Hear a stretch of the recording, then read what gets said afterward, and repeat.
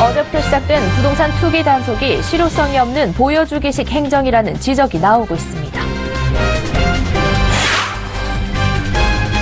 금융위원회가 특별한 내용이 없다며 오늘 예정됐던 가계부채 간담회를 돌연 취소했습니다. 지난 6년간 국내 증권사 해외 지점의 3분의 1 이상이 문을 닫은 것으로 드러났습니다. 카드업계에 페이퍼리스 바람이 불면서 백화점 객장에서도 카드 발급이 디지털로 이뤄지고 있습니다.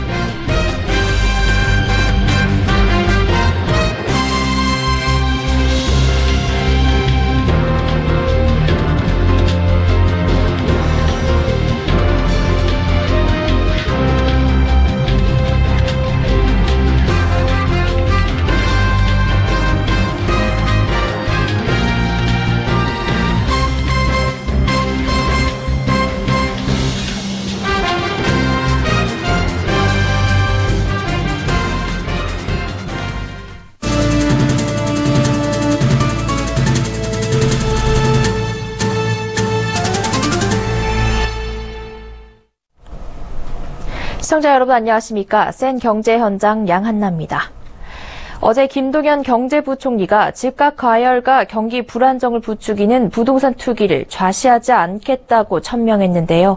때맞춰 정부의 부동산 투기 단속도 어제부터 시작됐습니다. 하지만 역대 정권이 그랬듯 빈 깡통이 소리만 요란하지 이번 단속도 허탕만 칠 것이란 게 불보듯 뻔하다는 지적입니다. 실제 불법 분양권 거래는 한 해만 수십만 건에 달하지만 역대 단속 건수는 사실상 제로에 가깝습니다. 투기 단속은 실효성 장치가 없고 당국의 보여주기식 전시행정이란 비판이 비등합니다. 왜 그런지 또 대안은 무엇인지 정창신 기자가 알아봤습니다. 부동산 시장의 대표적인 투기 행위가 당첨된 분양권을 많게는 수억 원의 웃돈을 받고 불법으로 팔아치우는 겁니다. 인기 있는 분양지역 청약 경쟁률이 수백 대 1에 달하는 것은 실수요에 상관없이 이 같은 투기 세력들이 불나방처럼 뛰어들고 있기 때문입니다. 정부가 또다시 대대적 투기 단속에 나섰지만 투기 행위는 잠깐 주춤할 뿐 또다시 언제 그랬냐는 듯 투기 행위가 활개를 칠 것이라는 게 업계의 중론입니다. 한국감정원 등이 조사한 지난해 전국 분양권 거래 건수는 17만여 건으로 집계를 시작한 2007년 이후 최대를 기록했습니다.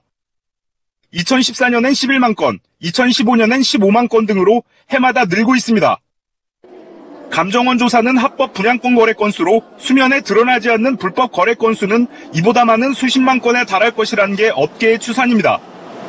하지만 지난해 분양권 불법 전매 단속 건수는 12건에 불과합니다. 그것도 자진 신고한 게 태반입니다. 정부의 투기 단속은 실효성과는 상관없는 보여주기식에 그치고 있는 상황입니다. 단속반의 얘기를 종합해보면 합동 수시 단속 등을 하고 있는데 중개업소를 불시 방문해도 공무원 신분을 밝혀야 하고 처음 조사가 이루어지는 동안 소문이 퍼져 그 일대 중개업소들이 문을 닫고 사라져 단속에 어려움이 있습니다. 설사 중개업소 조사가 이루어진다 해도 분양권 불법 전매 계약서 서류를 중개사무실에 두지도 않고 서류 없이 거래되는 경우도 많아 적발이 사실상 불가능한 상황입니다. 적발도 힘들지만 불법 행위가 적발된다 해도 솜방망이 처벌이 이루어집니다. 투기 행위가 여전히 기승을 부리는 이유입니다. 주택법에 따르면 분양권 불법 전매를 하다 적발되면 거래 당사자들은 3년 이하 징역 또는 3천만 원 이하의 벌금을 물어야 하고 분양권 취소도 됩니다. 공인중개사는 3년 이하의 징역, 2천만 원 이하 벌금, 중개사무소 등록 취소나 업무 정지 등을 받게 됩니다. 하지만 업계에 따르면 분양권 불법 전매로 적발된 사례는 대부분 몇백만 원의 벌금만 냈고 일부는 재판이 진행 중인 것으로 알려졌습니다. 상황이 이렇자 실효성 있는 단속 방법이 필요하다는 지적이 나오고 있습니다. 국세청과 업계에 따르면 분양권 불법 거래는 비밀리에 행해지는 불법 행위의 특성상 매수자가 분양권의 법적 권리를 확보하기 위해 매도자의 다른 부동산에 근저당권을 설정하거나 법원에 분양권 처분 금지 가처분 신청 등을 해놓는 것이 태반입니다. 정부가 의지만 있다면 국세청이 청약 과열단지의 계약자를 대상으로 근저당권 설정 자료를 수집해 조사할 수 있습니다. 분양권 처분 금지 가처분 신청의 경우 관련된 매매계약서를 법원에 증빙 서류로 제출해야 하는 만큼 법원의 협조를 얻어 불법거래 혐의자 명단 확보가 가능합니다. 일부에선 신고 포상금 제도를 현재의 최대 1,000만 원보다 두세 배가량 늘려 지급하면 불법 행위가 근절될 수 있다는 얘기도 나오고 있습니다. 서울경제TV 정창신입니다. 금융당국의 전방위적인 가계빚 옥죄기에도 지난 3월 이후 가계부채 증가폭이 다시 확대되고 있습니다. 문재인 대통령은 8월까지 가계부채 종합대책을 만들라고 지시하기도 했는데요. 금융위 내에선 여러 가지 방안을 검토 중인 것으로 알려졌지만 가계부채 대책을 진두지휘해야 할 금융위원장 자리가 사실상 공석이라 선뜻 손을 대지 못하는 모습입니다. 정홍규 기자입니다. 금융위원회가 오늘 오전 10시 예정됐던 가계부채 간담회를 돌연 취소했습니다. 정은보 금융위 부위원장 주재로 금융감독원, 금융권협회 등이 참석해 가계부채 대응 방향을 논의하기 위한 자리였습니다. 금융위는 대신 보도자료를 통해 8월 중 발표될 가계부채 종합대책을 빈틈없이 준비하겠다는 원론적인 입장만 내놨습니다. 금융위 관계자는 가계부채 속보치 외에는 특별한 내용이 없어 간담회를 취소한 것으로 안다고 전했습니다. 문재인 대통령이 8월까지 가계부채 대책을 마련하라는 지시를 내렸지만 주무부처인 금융위는 리더십 공백으로 이러지도 저러지도 못하고 있는 겁니다. 현 임종영 금융위원장이 사표를 낸 지 한 달이 지났지만 후임 인선 작업은 여전히 오리무중입니다.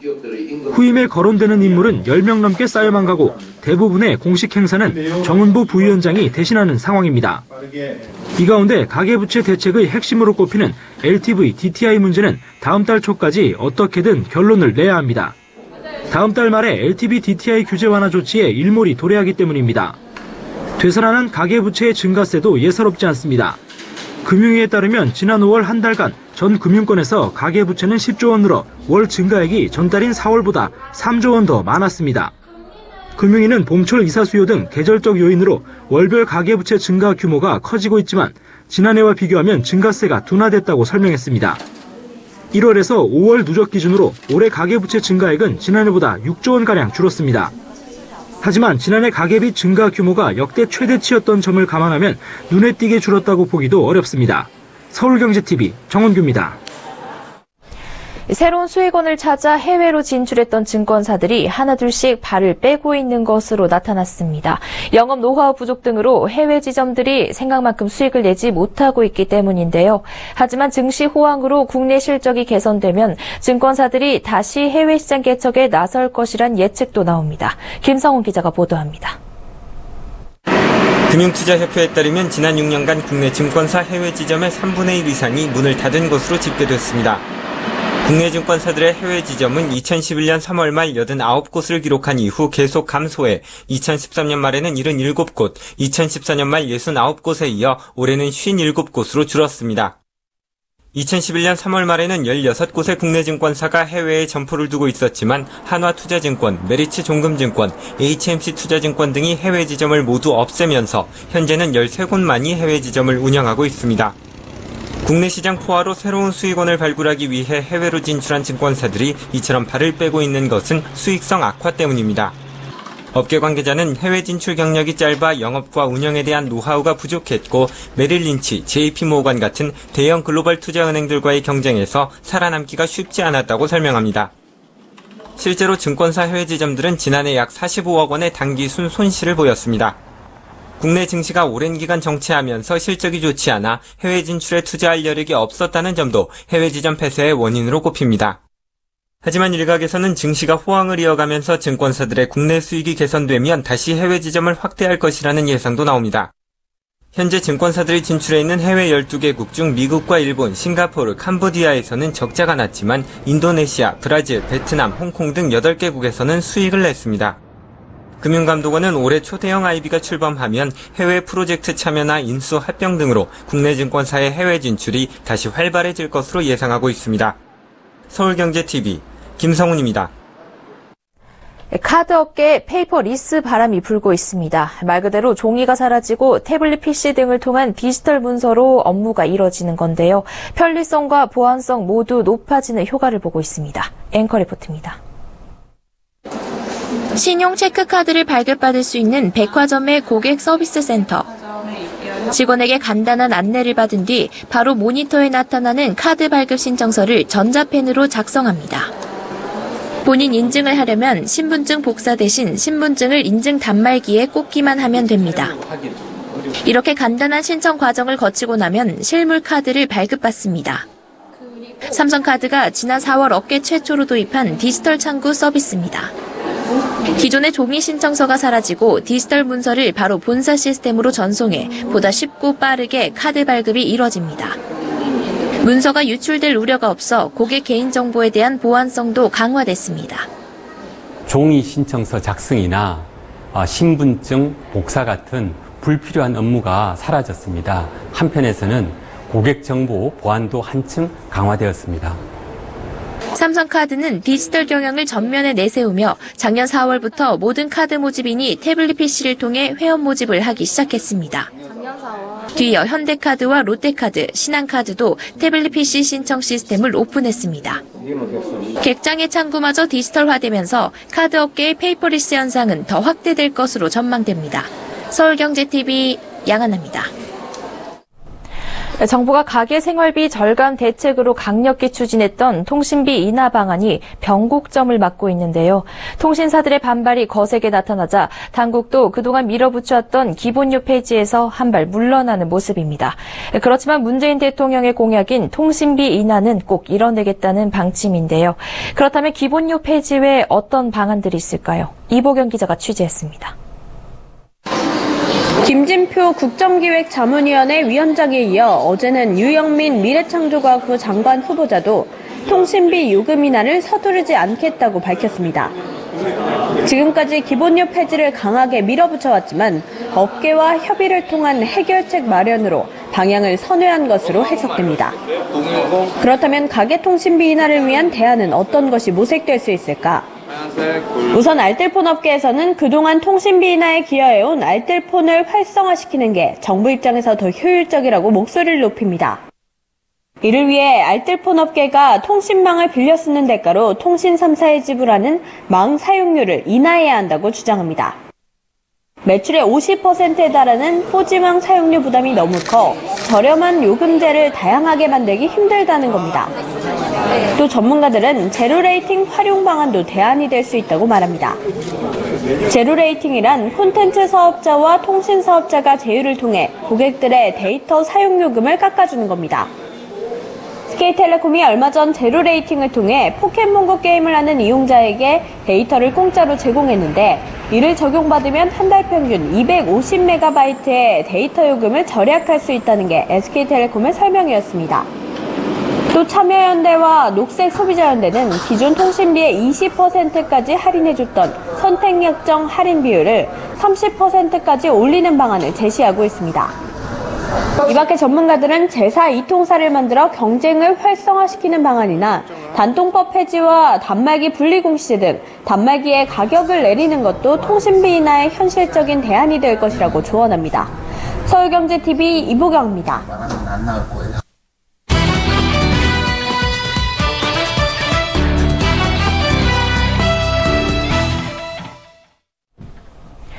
문재인 대통령이 야당의 반발에도 불구하고 김상조 한성대 교수를 어제 공정거래위원장에 임명했습니다. 그만큼 재벌 개혁을 포함한 공정한 시장 질서 확립이 시급하다는 정부의 의지를 반영한 것으로 보입니다. 김 위원장은 오늘 정부 세종청사에서 취임식을 진행했는데요. 과연 김상조 위원장이 이끄는 공정위는 어떤 모습일지 김혜영 기자와 이야기 나눠보겠습니다. 안녕하세요. 김상조 공정거래위원장이 오늘 취임식을 갖고 공식 업무에 돌입했다고요? 네, 맞습니다. 재벌 저격수로 불리는 김상조의 공정거래위원회가 드디어 닷을 올렸습니다. 오늘 세종청사에서 취임식을 가졌는데요. 이 자리에서 김 위원장은 의뢰 눈물을 닦아주겠다며 자신의 포부를 드러냈습니다. 공정한 시장 경제 질서의 확립이 공정위의 시대적 책임임을 다시 한번 강조했는데요.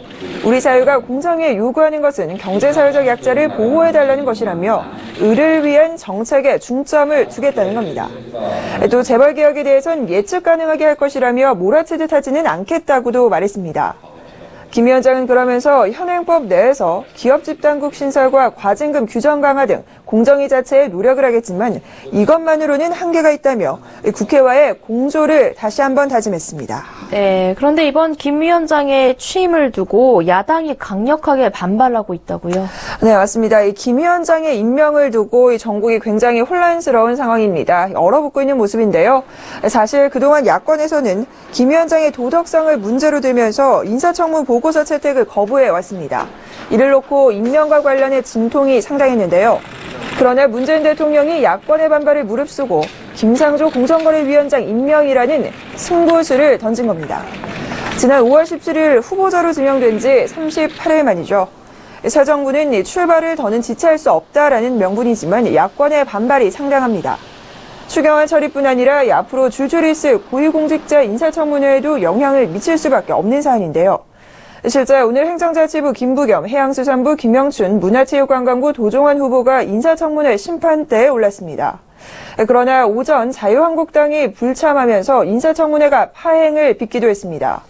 다행히 자유한국당이 일단 이날 청문회에는 복귀를 하면서 오후에 인사청문회가 재개는 됐습니다.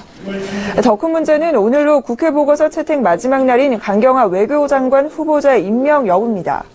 야삼당은 지명 철회까지 요구하고 있지만 청와대로서는 외교장관 임명을 마냥 늦추기는 어렵다는 분위기입니다. 추경과 나훈 청문회 등 국회 일정을 놓고 여야 대치가 극한으로 치달을 가능성이 상당히 보입니다. 네. 김상조 체제 공정거래위원회가 공식 출범하면서 경제검찰 공정의 칼날이 어디로 향할지 관심이 상당한데요. 네. 아무래도 재벌개혁과 관련된 부분이 핵심이겠죠? 네, 그럴 수밖에 없을 것으로 보입니다. 이 재벌개혁이 핵심인데요. 김 위원장은 그간 재벌개혁과 관련해 일관되게 개혁을 이뤄내야 한다라고 주장해왔습니다. 김 위원장이 내정자 시절부터 4대 그룹의 불공정 행위에 대해 엄정하게 법을 집행하겠다고 공언해왔습니다. 재계에서는 이에 따른 긴장감이 역력합니다. 우선 현재 있는 기업 집단과를 9구로 확대 개편해 대기업 지배구조 등 경제 분석과 조사 기능을 보강한다는 계획입니다. 기업 집단국은 과거 대기업을 조사하기 위해 김대중 정부 당시 만든 조사국 기능을 하게 됩니다. 당시 조사국은 대기업의 반발로 2005년 폐지됐는데요. 이른바 대기업의 저승사자라 불리는 조사국이 부활한 셈입니다. 또 대기업 일감 몰아주기에 대한 족쇄도 더욱 단단해질 것으로 보입니다. 일감 몰아주기는 총수일가가 지분을 보유한 계열사에 일방적으로 여타 계열사가 납품 물량을 몰아주는 것을 뜻합니다. 즉 총수일가의 주머니를 채우는 불공정한 행위입니다. 현재 일감 몰아주기 제재 대상인 상장사의 총수일가 지분율 요건을 따져보면 30%입니다. 이를 20%까지 낮추겠다는 건데 이렇게 기준이 확대되면 현대글로비스 등 총수일가 지분이 20%대인 상장사들도 규제 대상에 오르게 됩니다. 실제 김 위원장은 일감 몰아주기는 부당한 부의 축적과 편법적 경영 승계로 이어지고 중소기업과 소상공인의 사업 영역도 침범하고 있다고 목소리를 높이고 있습니다. 즉 기업의 성장 생태계를 무너뜨리고 양극화를 심화시키는 결과를 초래한다는 판단입니다. 네, 일찍이 김 위원장은 재벌 기업에 대한 개혁과 함께 골목 상권에 대한 개혁 의지도 강하게 내비친 바 있는데요. 네. 그만큼 관련 규제 강화가 급물살을 탈 전망이죠. 네, 맞습니다. 이 재벌 개혁과 함께 또 다른 현안이 골목 상권 등 경제와 사회적 약자에 대한 보호 정책입니다. 김 위원장은 취임 초기 대형 유통업체와 가맹본부의 갑질 문제 등 골목 상권 문제 해결에도 집중한다는 방침입니다. 프랜차이즈 공화국이라고 불리는 우리나라에서 본사와 가맹점주 사이에 갈등의 골이 깊은 게 사실이죠. 이에 따라 가맹 대리점이나 하도급 거래에 대한 관리 감독을 강화한다는 계획입니다. 이에 유통업계도 굉장히 긴장하고 있는데요. 공정위는 가맹점에 대한 본사의 보복 금지 규정을 마련하고 광역지방자치단체와 협업으로 본사 로열티 산정의 근거가 되는 구매 필수물품 실태 조사도 벌이기로 했습니다. 또 가맹점 사업자 단체를 쉽게 설립할 수 있도록 신고제를 도입하는 안도 추진할 계획입니다. 이로써 대리점들의 단체 구성권을 보장하고 가맹본부에 대한 사업자들의 협상력을 높인다는 구상입니다. 네, 김상조 위원장이 이끄는 공정위 방향에 대해 김혜영 기자와 이야기 나눠봤습니다. 고맙습니다.